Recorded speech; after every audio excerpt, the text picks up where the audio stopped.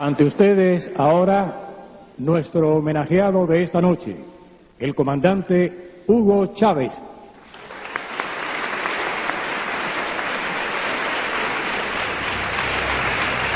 De verdad, agradezco este nuevo honor que me hace el presidente Fidel Castro, que me hacen todos ustedes.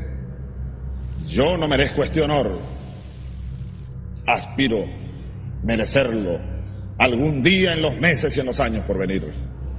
Esta pasión que me mueve en esta noche es un proyecto estratégico de largo plazo, en el cual los cubanos tienen y tendrían mucho que aportar, mucho que discutir con nosotros. Es un proyecto de un horizonte de 20 a 40 años. Un modelo económico soberano. Venezuela tiene inmensos recursos energéticos, por ejemplo. El siglo que viene para nosotros es el siglo de la esperanza. Es nuestro siglo. Es el siglo de la resurrección del sueño bolivariano, del sueño de Martí, del sueño latinoamericano. Queridos amigos, ustedes me han honrado con sentarse esta noche a oír estas ideas de un soldado, de un latinoamericano entregado de lleno y para siempre a la causa de la revolución de esta América nuestra. Un inmenso abrazo bolivariano para todos ustedes. Saqueos y también disparos han vivido los venezolanos en las últimas horas en medio de un ambiente de convulsión que se cumple desde hace... Es el país con la mayor reserva de petróleo del mundo. En él cada vez se escuchan más las voces de la... Hablamos de Venezuela, el país rico más pobre del mundo. A veces me acuesto llorando porque no tengo nada que darle a mis hijos. Y yo nada más no, todas estas madres que estamos aquí sufrimos la necesidad porque no tenemos nada que darle a nuestros hijos.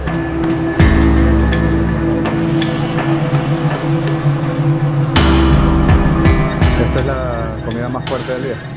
Esa es la que yo me como. Esa es la única que se acuerda comer. Ahora se acuerda comer. Esto es lo único que van a comer hoy. Eso es lo único que yo como. Si se desayuna, no se almuerza. Si se almuerza, no se cena. Entonces, las tres comidas no las comemos.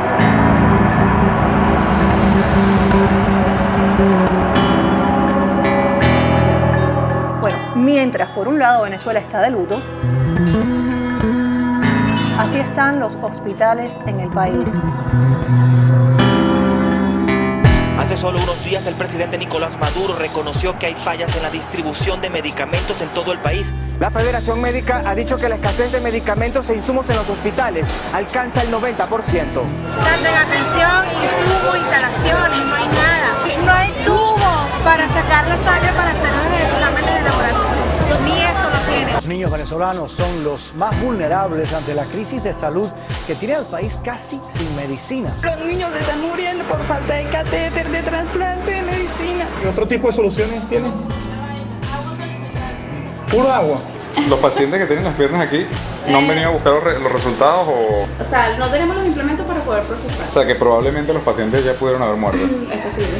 La Organización Mundial de la Salud ha ofrecido un lote de medicinas para el país siempre y cuando Nicolás Maduro declare la crisis humanitaria. Sin embargo, él se ha negado. Bueno, lo único que tenemos es nosotros estamos aquí. No hay crisis humanitaria, no la hay, lo afirmo con total responsabilidad, no la hay.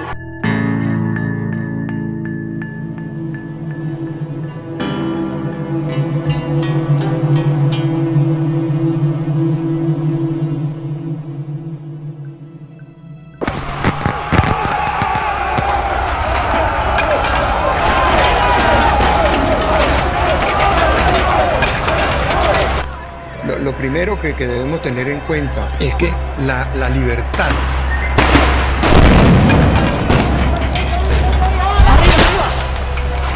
y eso lo han dicho muchos pensadores antes, la libertad no se pierde de un solo golpe. O sea, así como la libertad es algo que requiere una lucha permanente, continua, sin cesar, su pérdida también es gradual. Buenas noches, amigas y amigos de RCTV. Nuestro invitado de esta noche es el candidato presidencial del movimiento Quinta República, el movimiento del socialismo, el movimiento electoral del pueblo, el Partido Comunista de Venezuela. ¿Y quién más? Acción Agropecuaria, Solidaridad Independiente, una retaíla el Polo Patriótico. En Venezuela el Estado siempre fue muy poderoso y las relaciones del Estado con los productores siempre fueron muy turbias, muy complicadas. Sus dos máximas expresiones son el general Juan Vicente Gómez a principios del siglo XX y Hugo Chávez a principios del siglo XXI. El general Gómez se encuentra en un país muy parecido a la Venezuela que tenemos hoy en día. Desastre total, un caos absoluto, la producción destrozada. Primero, se da cuenta de que para mantenerse en el poder como él aspiraba, tiene que ser muy creativo constitucionalmente. Segundo, él necesita un ejército que lo apoye, entonces crea el Ejército Nacional. O sea, Venezuela no tiene ejército hasta que el general Gómez, por allá por el año 1912, crea el Ejército Nacional. Y en medio de todo eso tiene la inmensa suerte de que se descubre el petróleo en Venezuela y cambia la historia. Centenares de personas se hacen ricas de la noche a la mañana vendiendo sin control sus tierras, mientras millares de venezolanos gustan por primera vez el amargo sabor de la inflación. Con Gómez comienza la sucia historia de intrigas, sobornos, fraudes y embrollos que marcan al petróleo.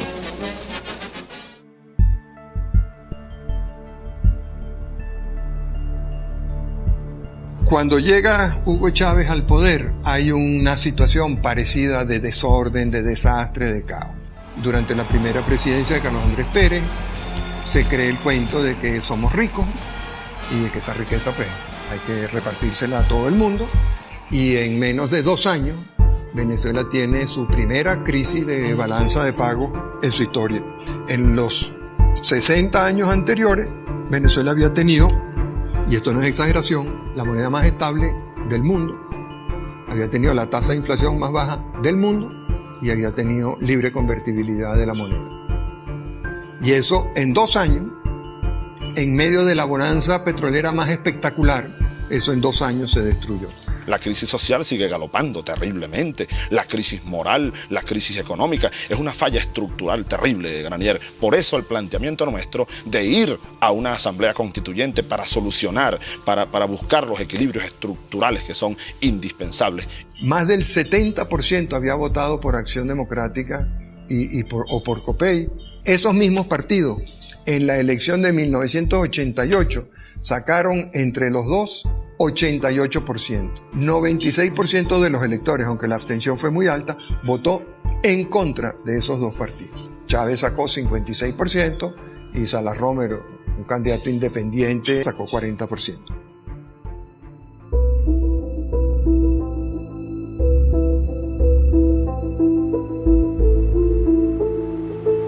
Eso no lo entendimos, o sea, que la gente tenía rabia, que la gente estaba molesta, que la gente sentía que la habían robado, como en efecto la habían robado. Cuando llega Chávez al poder, el primer día manda una señal clarísima. Cuando él se tiene que juramentar como presidente, él dice: juro delante de mi pueblo que sobre esta moribunda constitución, juro sobre esta constitución moribunda. O sea, ya nos está diciendo que aunque ganó en base a esa constitución no es la que va a regir su gobierno. Impulsaré las transformaciones democráticas necesarias para que la República Nueva tenga una carta magna adecuada a los nuevos tiempos. Lo juro. Esa constitución, entre otras cosas, establecía muy claramente el mecanismo para ser reformada. Era un mecanismo complicado porque Venezuela tenía una experiencia trágica de muchas constituciones, como ocurre en muchos países de América Latina. Tenía también, porque hemos pagado un precio altísimo, una norma de no reelección durante 10 años. Y eso hoy en día todo el mundo lo entiende muy claro, como se entendía en el 61. Ese problema de la reelección no se quiso entender, pero cuando él va sabiendo que quiere reformar la Constitución, Chávez acude al Tribunal Supremo de Justicia, nombrado por los gobiernos anteriores, y el Tribunal Supremo de Justicia se olvida de todo lo que dice la Constitución y aceptan esa reforma constitucional. Chávez yo creo que se aprendió muy bien la lección que yo comentaba del general Gómez. Para perpetuarme en el poder tengo que hacer una constitución que me lo permita, tengo que controlar el poder militar, tengo que controlar el dinero, tengo que controlar los poderes públicos, tengo que controlar la información. Todas las constituyentes que hemos tenido han terminado a la larga provocando o crisis o revolución. Como consecuencia de eso, primero la reelección reaparece, segundo, el control del Senado sobre los ascensos militares desaparece, la independencia del Poder Judicial desaparece, la independencia del Congreso, hoy en día llamada Asamblea Nacional, desaparece. Entonces tenemos un país ya muy desarticulado, con un presidente muy fuerte. Tiene una constitución que le da muchos poderes y unos poderes públicos que no tienen ninguno. Y finalmente yo lo que hago es llamar a los venezolanos, a todos, sin excepción, a votar mañana, porque estamos democráticamente dándole salida a una crisis espantosa que pronto va a terminar.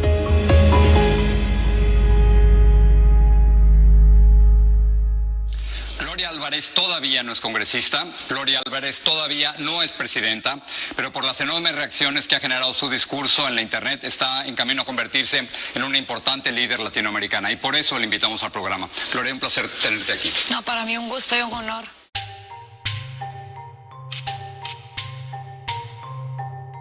Me gustaría retomar lo que dijo el señor Florentino acerca de su definición de populismo. Cuando él dijo que es el atajo por el cual jugamos con las pasiones, ilusiones e ideales de la gente para prometer lo que es imposible, aprovechándose de la miseria de la gente, dejando fuera absolutamente toda la razón y la lógica en la toma de decisiones. Juega con la necesidad para sencillamente imponer una dictadura. ¿Populismo es para ti?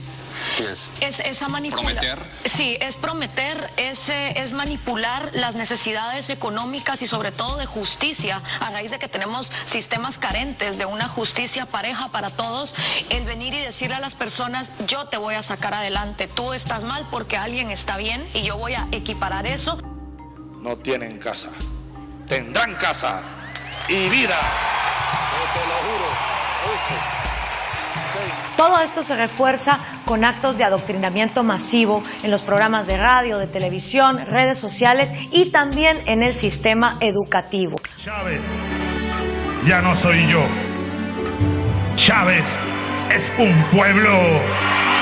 Chávez somos millones. Tú también eres Chávez, mujer. Y nuestros líderes populistas anulan toda la razón y toda la lógica de su argumento, levantando pasiones. Y nosotros también tenemos que levantar una pasión por la educación, una pasión por el intercambio de ideas, una pasión por el conocimiento, por querer ser personas e individuos empoderados, porque la otra cosa que hace el populismo es que le anula la dignidad a las personas. El programa populista se completa con la idea de satisfacer ciertas necesidades sociales y publicitarlas de tal manera que el líder es quien cura las injusticias en la sociedad. Esto lo hace la revolución. Mientras la derecha conspira y la oligarquía pátrida le esconde los productos al pueblo, yo los busco, los compro y se los llevo a su hogar. Hace sentir a la persona que esa persona no es capaz ni digna de gobernar su propia vida y que necesita de un líder que le maneje absolutamente todo para poder salir adelante. Quiero mucho a Chávez porque yo soy pobre y yo estoy cobrando mi pensión por mi presidente Chávez. Gracias a Dios. Y a la gente también le da un sentido falso, porque como en su vida han tenido un sistema de justicia a su favor, en el momento en que reciben el objeto material, la lámina, la bolsa de comida, sienten como que, bueno, por lo menos algo saqué, por lo menos esto es mío, ¿no? Así, incrementan el gasto público, multiplican el empleo estatal, suben las dádivas, los subsidios y las bolsas de comida. Y para poder financiar todas esas cosas que te regalan y que te dicen que son gratis, mentira, nada es gratis, todo viene pagado de algo, entonces los populistas tienen que hacer otra cosa, tienen que aumentar los impuestos, aumentar la deuda pública y aumentar la inflación que se come el ahorro de los pobres. El populismo ama tanto a los pobres que los multiplica. porque lo que busca es esa multiplicación de miseria para seguir recibiendo un voto a través de cualquier objeto material que en ese momento la gente necesita. Lo que estás viendo en la política en América Latina no te gusta. No, me preocupa de sobremanera, sobre todo por el daño psicológico que le está haciendo a nuestras generaciones, porque el peor daño que hace el populismo es que le quita la dignidad a las personas, le quita a las personas el sentido de que ellos pueden sacar adelante su propia vida.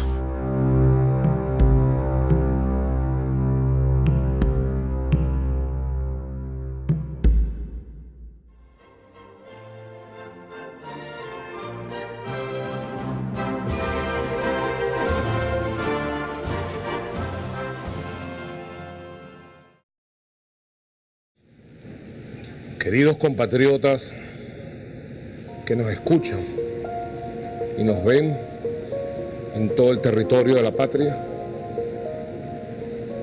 y nuestros hermanos del mundo. Hoy, 5 de marzo, recibimos la información más dura y trágica que podamos transmitir a nuestro pueblo. A las 4:25 de la tarde de hoy, 5 de marzo, ha fallecido el comandante presidente Hugo Chávez Frías.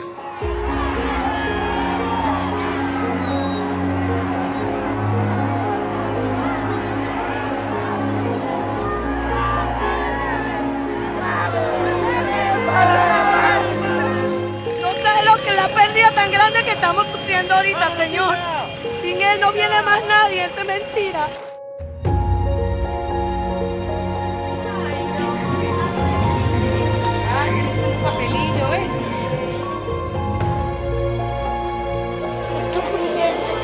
Toda la vida, porque Él nos dio todo lo que nosotros queríamos. Y porque uno viene en cerro, en ranchos de cartón, y uno iba a los hospitales, le cobraban la consulta, en cambio con Él uno tenía todo lo que uno quería, Señor. Esto es una cosa que no se olvida jamás, nunca.